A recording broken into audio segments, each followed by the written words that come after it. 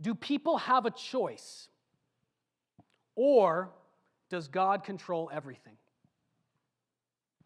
Which one is it?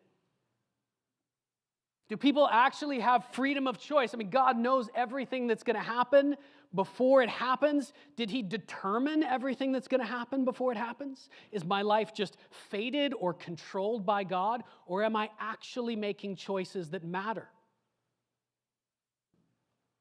Now, why is this important?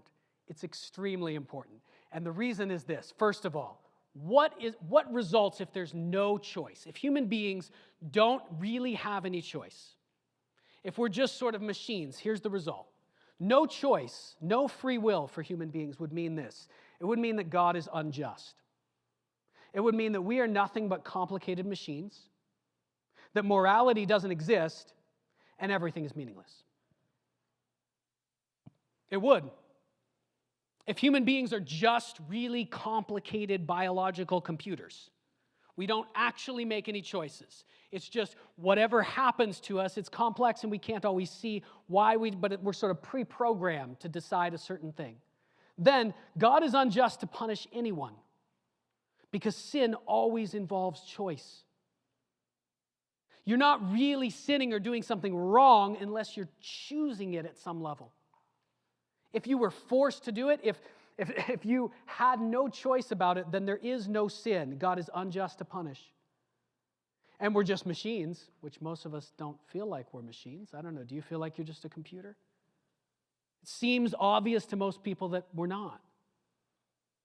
Morality doesn't exist if there's no free choice. Same thing as God being unjust, same reason. If there's no choice, then there's no sin. There's no right and wrong. It doesn't exist. This is why materialism, the idea that the only thing that exists is the physical reality, always ends up denying morality in the end. There is no physical basis for right and wrong.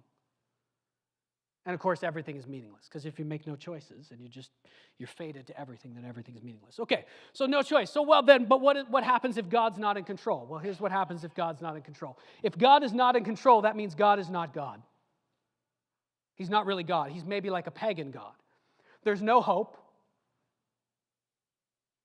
Everything depends on us, and we're really broken and messed up. We cannot possibly fix what's wrong. The world is going to hell and everything is meaningless. So if you give up either of these positions, either the fact that human beings have real choices, or the fact that God is really in control, not just kind of in control. Okay, I had a friend once who thought, his idea of God being in control was, people make free choices, so maybe God's just really good at statistics. He just can see everything, and he doesn't know what people are going to choose, but he has an idea of it, and he's just like really good at gambling and playing the system. No, that's not what the Bible is saying. The Bible is saying God is actually in control of what? Of everything. Of everything. If he's not, everything falls apart. The world and life itself is meaningless. And this is a problem, not just theologians, not just Christians, not even close. This is a problem that all kinds of thinkers throughout human history have faced and wrestled with. It's driven people mad. It's led people to kill themselves. This is a deep problem. Romans 9 is part of the Bible addressing it. So, do people have a choice, or does God control everything? The Bible's answer is yes. That's the Bible's answer. Yes. How can that be? We scream. How can it be that I have a free choice and God is in control even of what I choose, but I have a free... Yes. Was Jesus in control of that situation when he was drawing in the sand? Did those people have a free choice? Yes.